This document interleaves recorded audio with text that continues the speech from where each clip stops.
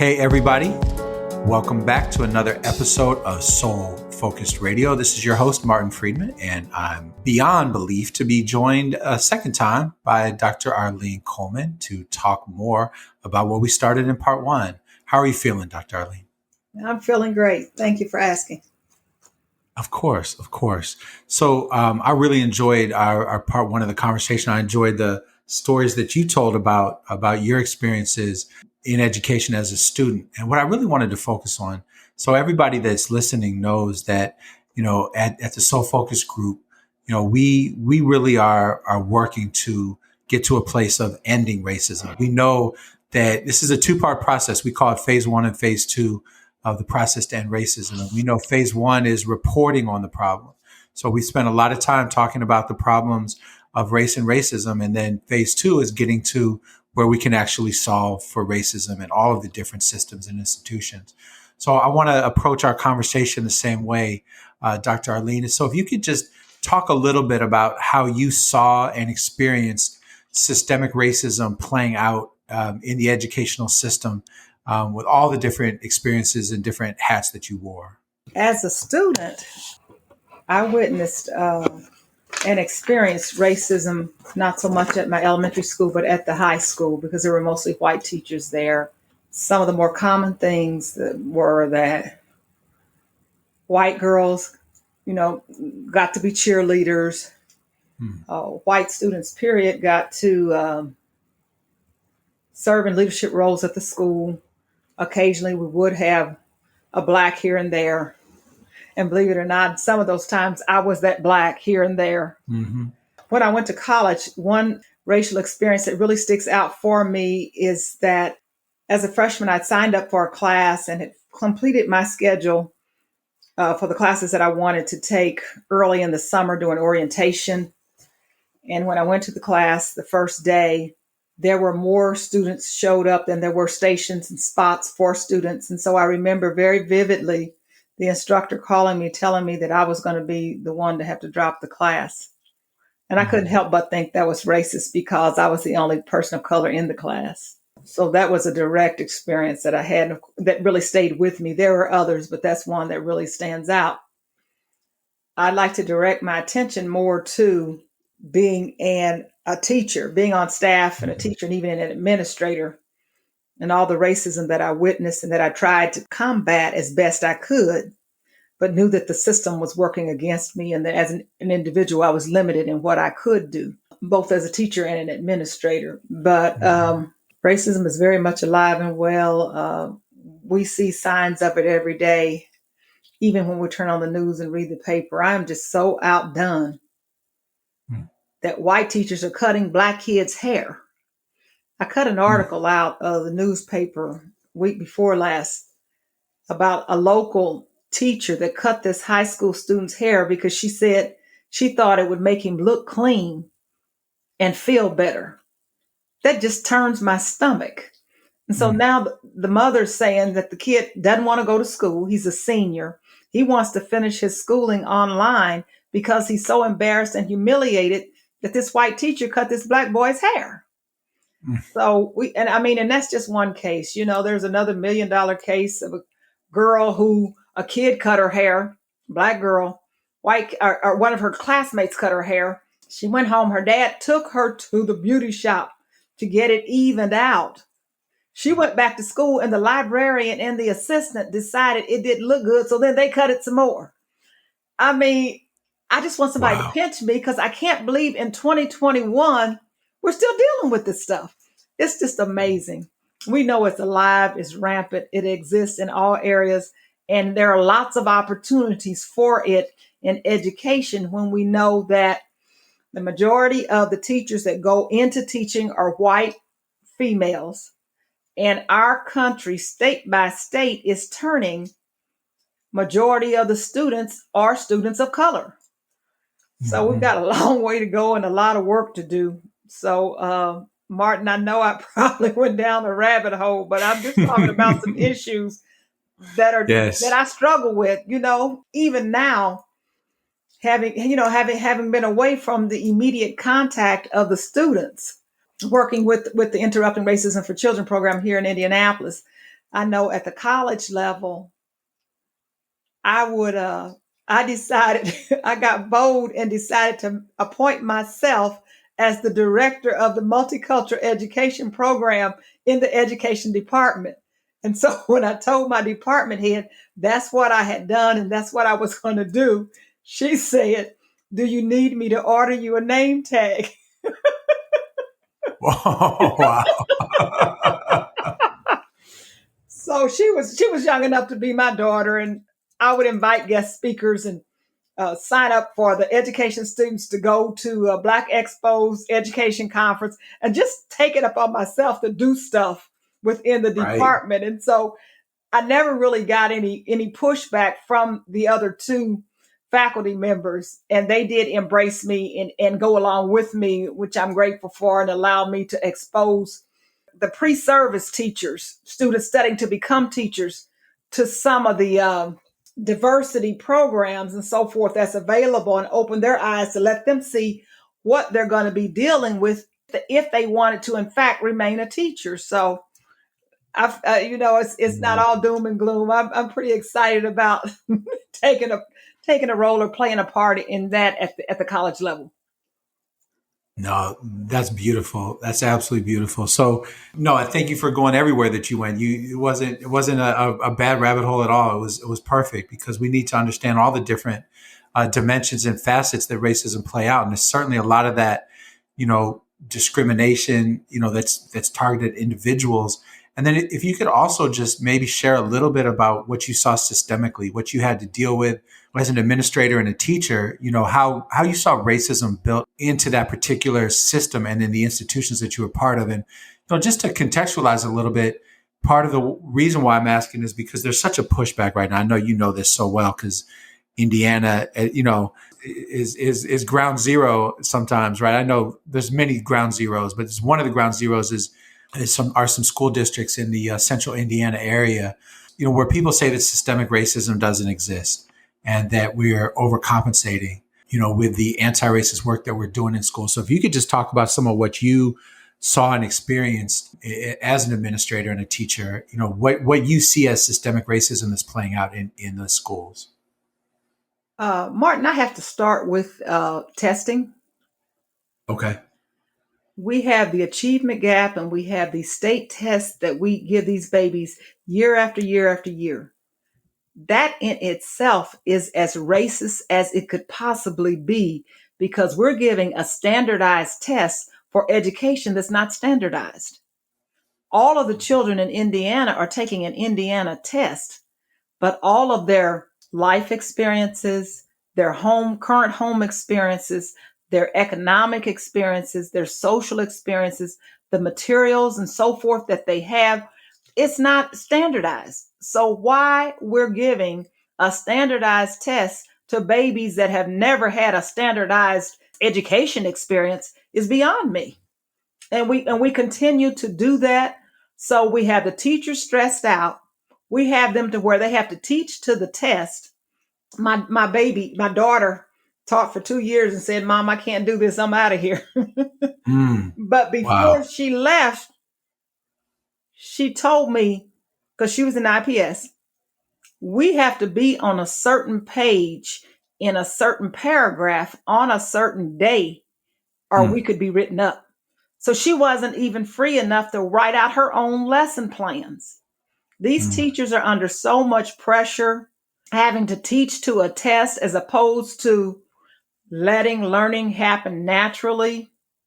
The one thing I just have in my soul and did at every level that I worked with was took the time to find out where the babies were and try to advance them from there, as opposed to saying this is where you ought to be and this is what you ought to get. Until you develop a relationship with students to get to see who they are and what their problems are, you're never going to teach them anything. You can't teach somebody that's hungry or didn't get any sleep at night. I won them over as an administrator dealing with discipline because when the teacher wrote the referral, I read the referral, but then I asked the kid for his side of what was going on.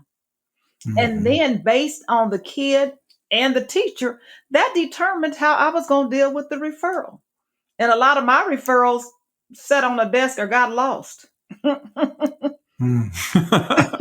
And I tell you something else that I did because I thought it would help the babies. When you get teenagers, they're more concerned about their friends and their parents than they are anything. Mhm. And so to help the young ladies prevent a bad hair day, I had hair grease, I had blowout combs, I had rollers, bobby pins, all that stuff in a drawer. And so when they came to me saying, I'm having a bad hair day, I gave them 10 minutes to go across the hall and get themselves together and came back and wrote a pass and sent them on to class. So when I saw that kid in the cafeteria, I saw that kid getting ready to fight, I could call Susie by her name and say, baby, you're not going to do that. She said, you're right, Dr. Coleman, I'm not. And would stop. So once you develop a relationship and the kid knows you care about them and you try to see where they are. I had college kids miss class because they didn't have gas money. I said, don't you ever miss another class of mine for gas money.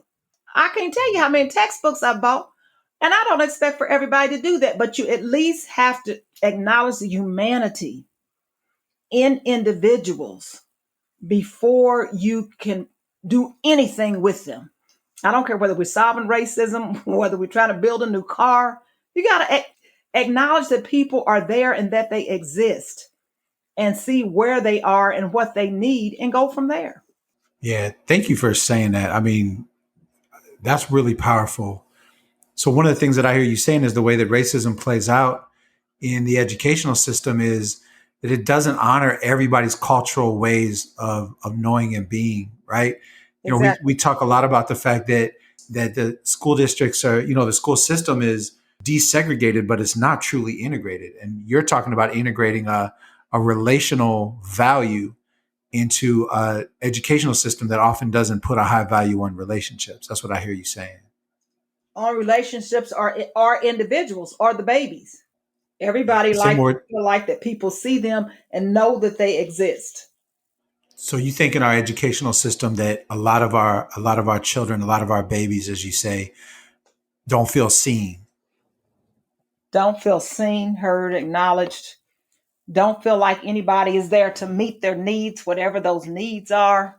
And that goes for all the children that have financial means as well as those don't. We all come with our own set of issues. And it's that standardization that you talked about earlier, teaching to the test, which is a standardized test, standardizing the curriculum, standardizing the approach, that's taking the individuality out of education. And it's like you either succeed or you don't. And you don't get to really be your full individual self as you're blossoming into. That's like the whole point of your development at that time is to really express your individuality. And you're saying that regardless of, in many ways, of your identity and your background, our educational system right now doesn't value that or nurture that. Not at all. I have two examples, Martin, I'd like to share with you. One, early Please. on in my teaching career, we would always have a guest speaker come at the beginning of the school year to speak to us, to encourage us, for the rest of the school year. And we had a older black male come early on in my teaching career, and he talked about how we expect everybody to be at the same place at the same time. But he said, here's an example of where that's going to differ. He said depending upon your culture and what part of the world you live in, he said a green banana might be ripe to you. He said a yellow banana might be ripe to you. And then even a brown banana might be ripe to you. So who's to say who's right and who's wrong in terms of when the banana is ripe for you? And you Mm. couldn't argue with him. So when we write up those standardized tests written by middle class whites for middle class whites, and oftentimes don't include teachers, Mm. we're already determining what a kid should and shouldn't know, where they should be, and we've never considered their life experiences, their current experiences, their current situation. We had the teacher that boy came to school and slept every day in class, and she wrote him up and got after him and treated him just horrible. And then she found out he was homeless and he had been sleeping behind a trash dumpster at night and didn't have anything to eat. So then she changed her tune and started finding him clothes, finding him food, finding. So finding out what kids go through, regardless of who they are or where they come from, really makes a difference. And then our school once had an audit done They were Hmm. supposed to check out the academic kids and the smart kids. And the auditor came up and said, every kid is smart. Even the one doing welding, the ones polishing on cars, the ones with all their art paint, creating designs and making pictures. Everybody has a talent. But in schools, we're driven by academics. And if we can acknowledge people's talents and help them develop that, we're going to be much, much greater forward and much further along. And racism comes into play, as we know, because we treat brown children and black children much differently than we do white. We can look at the discipline records, you can see that. You can look at the graduation rates, we can see that. There are so many indicators in education of how white children are treated and how children of color are treated. Yeah, thank you for sharing that. Yeah, you really had me reflecting about a lot as you were saying that. If school isn't about nurturing creativity, and if it's not about recognizing the individuality and seeing and feeling these who these kids really are, what is school about? Like, primarily, what is the educational system about to you right now as it is currently iterated in this country? Ask me that again, please.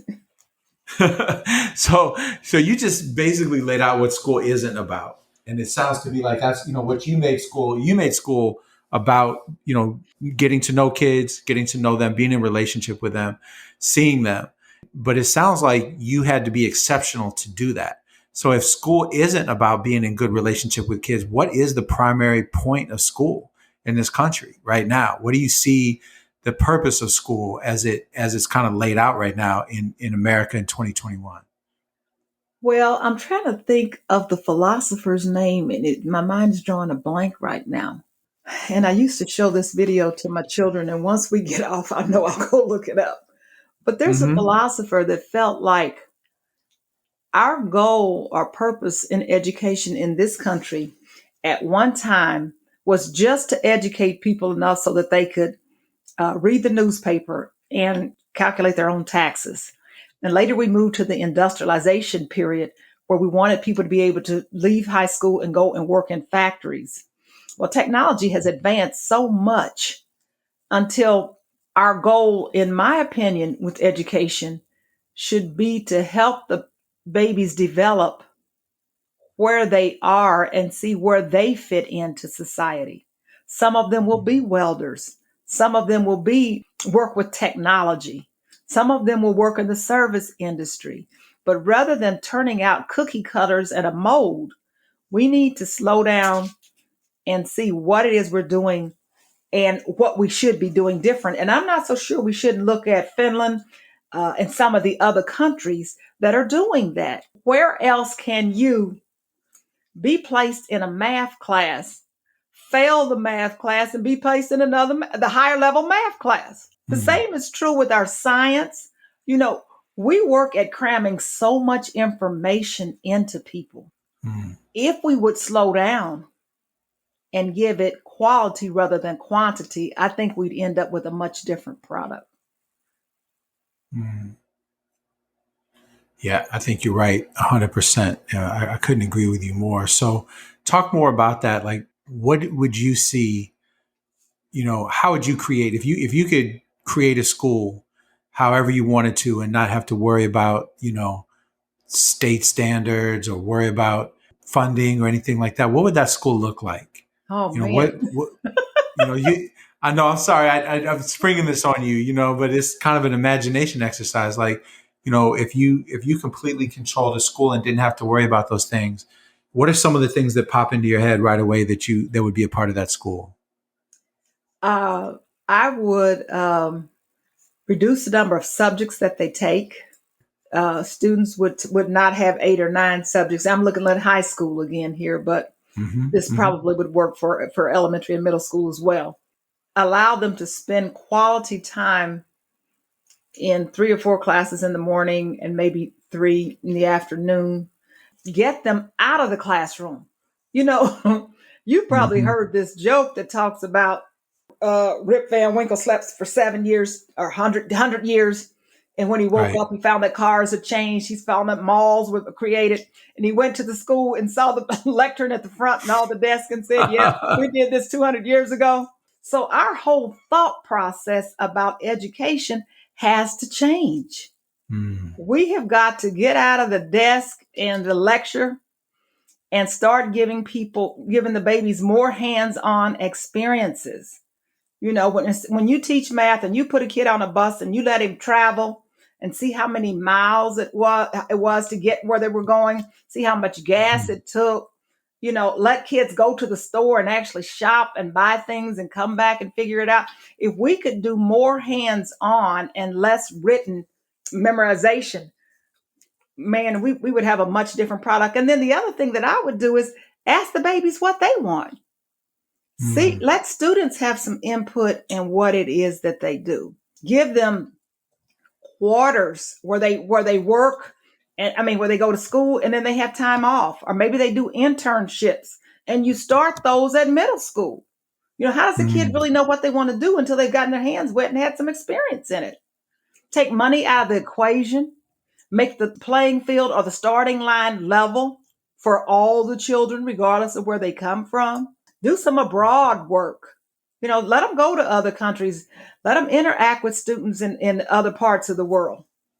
Um, I just got all kinds of ideas. Believe it or not, Martin, at one yes, you time, do. early on in my administrative career, I was considering starting my own school and designing my own Mm. school, but it didn't take long before I got discouraged. I think that might have been when I went off and started the last degree. Right, right. Well, it's never too late. I think I speak for all of our listeners and everybody that knows you. It's never too late. We might have to talk to you about that, because focus group, we've definitely talked about starting a school. So I think that's a conversation that we need to have with you. I'm glad I asked you that question because I think you could have kept going too, with your answers, and all those sounded so good. A lot of things that I had thought about too. But one of the things that you said one thing about students going abroad. Say a little bit more, like why would you see that as positive, especially if we're talking about kids that are growing up like, quote unquote inner city, or, in quote unquote lower income neighborhoods. Why do you see that as an important thing for kids to go abroad? First of all, racism is very alive and well with studying abroad.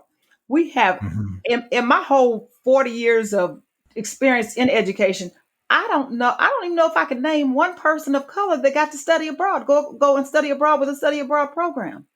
Mm. So it's usually white kids. It's usually kids with some means are able to raise money. There was a time when we were talking about taking a group of kids to another country, but so there's a definite area where racism is alive and well. We just don't. Students of color, they don't get the exposure. They don't have the finance, the backing, the sponsorship, and so forth to do that. Or at least they haven't had. I can't speak for all of them because I'm just sharing with you my experiences.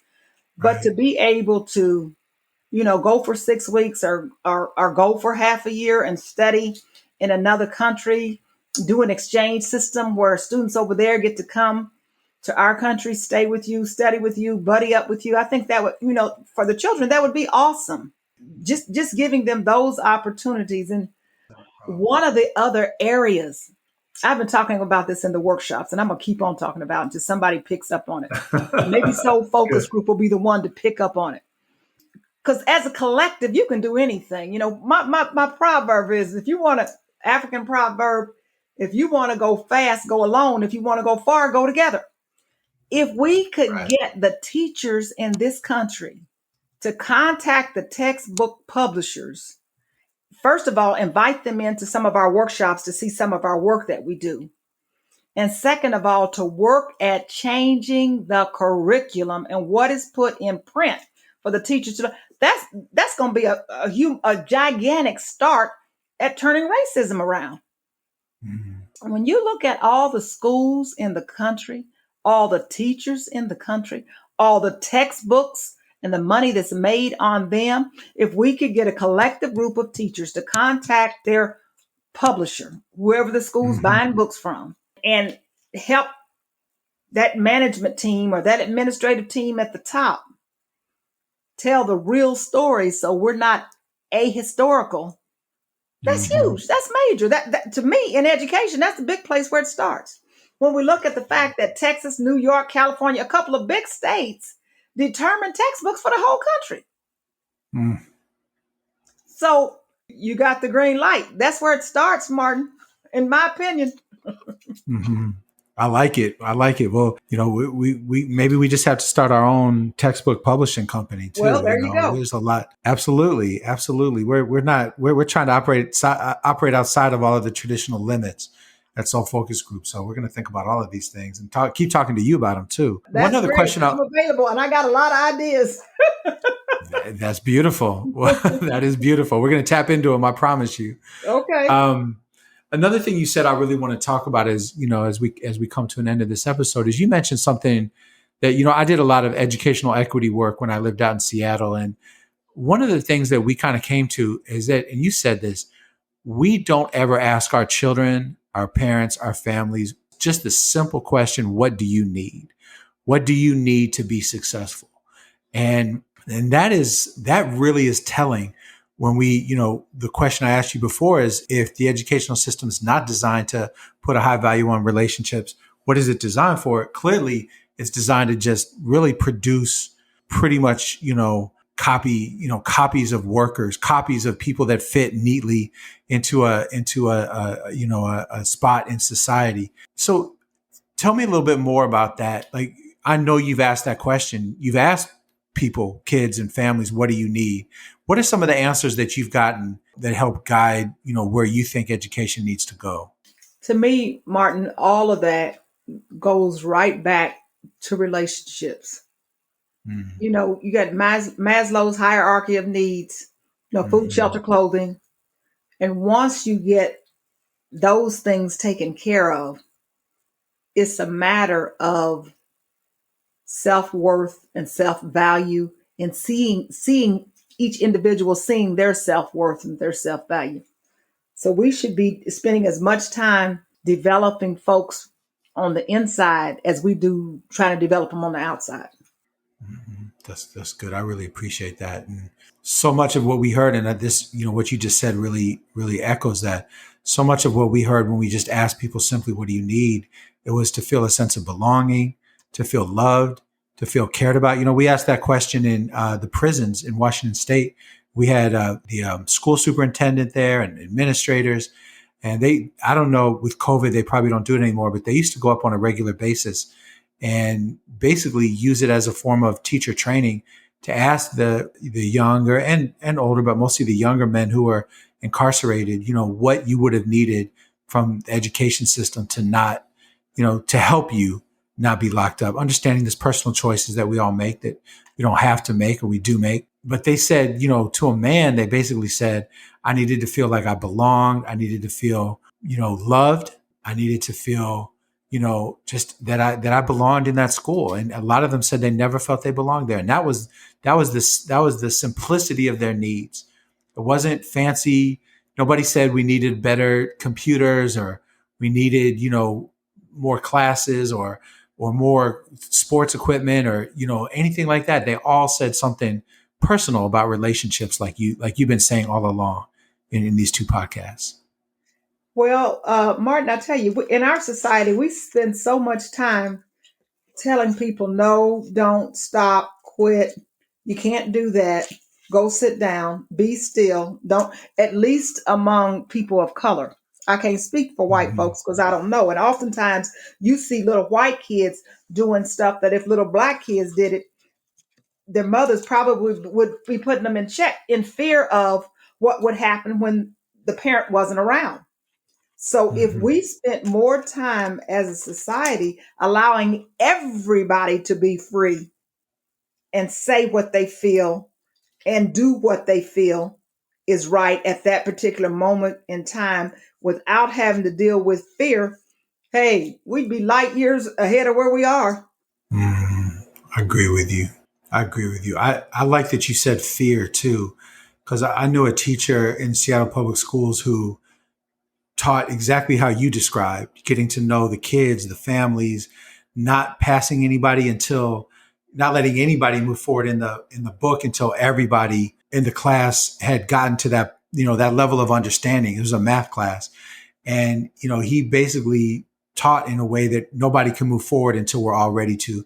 And so what it did is the kids that had a better understanding, helped the ones that didn't. Right. And it Right. created just a completely different environment. And I asked him one time, I said, how come more teachers don't teach like you do? And that's what he told me. He said, there was a lot of fear. He said, a lot of teachers are afraid of their students, and they're afraid of the administrators, and they're afraid of the parents. And so a lot of the reasons why people don't teach in ways that might be more natural to them is because they have a lot of fear. And I wonder what your thoughts are about that. I agree with that wholeheartedly. I think I've said this for a while too. I don't know how we change it, but it's definitely something we need to change. We need to go into the colleges and change the teacher prep program. It's a sin and a shame when you get to elect whether you want to take one diversity class or not, and you get to choose whether you want to take it your freshman year or your senior year. That is unheard of. When will we start preparing teachers to work with the babies that they get? And as I said, most teachers are white females, and many of whom come from small podunk towns or sundown towns, or they have not had a lot of experience in working with students of color. But yet, depending upon what states you look at, some states already have majority of their students are students of color. So you got a mismatch there in that the teacher Right. has not been prepared to work with the students that will come walk through their doors. Yeah. So there's a whole level of teaching that isn't just about, curriculum development or the curriculum that you use, but there's a whole level of teaching about about cultural differences, cultural norms in communication, cultural norms in volume, and so many things that many people miss. That's what I really hear you saying, that has to be part of the teacher education process as well, certification process. Right, right. Well, thank you so much. Is there anything else you want to add? Do you feel like we missed anything that you really want to share with our listeners before we close out? The only other thing I'd like to share is that society as a whole will need to see teachers in a different light in order for Mm-hmm. education to advance beyond where it is currently. Mm-hmm. There's I just read an article not too long ago. Because of the pandemic, we already had around 7% teachers of color, and they are leaving the profession because dealing with racism and all the other things with the pandemic is just overwhelming for them. And so many of them are leaving.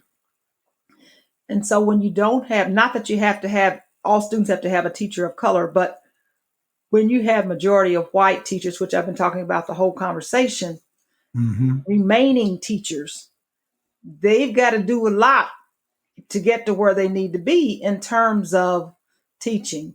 But society has to accept all teachers in a much different light than they do now. And we know across the country with school boards and school board meetings and all that's going on, many people are being targeted in education. And so as a result, one of the reasons some of the teachers say they're leaving is because they don't want to deal with the parents' abuse, the administrators' abuse, the parents' abuse, and then kids that are misbehaving. So they got a triple whammy. So they're saying we're out of here. So as a society, we're going to have to regroup. And I know we have to do that in many areas, especially with the pandemic and George Floyd. But education is certainly one. Yeah, I agree with you 100%. Completely rethink that whole process. And yeah, it's something else right now. I know you know that we could do a whole other podcast about just what's going on with the critical race theory and, what people think is critical race theory and, these parent groups that aren't really parent groups, et cetera, et cetera. That's a whole other conversation. But what you helped me think about is that the teachers are collateral damage in this conversation, and they're not being compensated enough, and they're not being valued and appreciated enough. Right. And it hasn't always been that way. When I started out in IPS, I had a lot of older Black teachers that took me under their wing. And it was so much fun. I felt good about going there to teach. And then when I was bused 4 years later, because a court ordered one-way busing to a school system where I was one of three Black teachers, man, my whole world changed, and it was a struggle as much for me as it was for the children to try to adjust to that shift. Hmm. Yeah, I could only imagine. Yeah, that doesn't get talked about much with desegregation, the desegregation movement and the busing movement. We don't talk much about what happened to the teachers. It sounds like Or the you had a families, or the families right, as a whole. To have one right, kid in a household going to one school, and because of the grade level when busing start, a younger kid going to a whole different school, you know, neighborhoods. I right. mean, we could go, like you said, we could spend some time if we wanted to travel down a different road. Yeah, yeah. We might have to. That might have to be another podcast down the line. And as I mentioned to you before we started recording, we're definitely going to be doing a series on education and bringing human solidarity back to education and the soul focus technology and philosophy in education. So we're definitely going to keep having conversations with you as long as you're willing to have them with us, Hey, Dr. Arlene. I'm all for, as you know, my goal in life is to leave the world better when I'm gone than it was when I came. So any way I can advance that cause, count me in. Beautiful, beautiful. We're counting you in, I promise. And we're counting all of you in too. Those of you that are listening today, we're counting all of you in because we need you on this journey. Everybody that's listening has had some type of an experience with education. So I know that you resonated with something that Dr. Arlene said. You honored us with your presence today, and your words, Dr. Arlene, and your experiences, your honesty. And so you really honored us. And I really want to thank you. Well, thank you, Martin, for the opportunity. 100%. And I want to thank everybody that's listening. Thank you for coming on the journey with us. We want you to go to soulfocusgroup.com as many times as you can because we're constantly going to be updating, offering more and more opportunities for you to be on this journey with us. We want you to stay safe, stay well, and all that means. And most importantly, stay soul focused.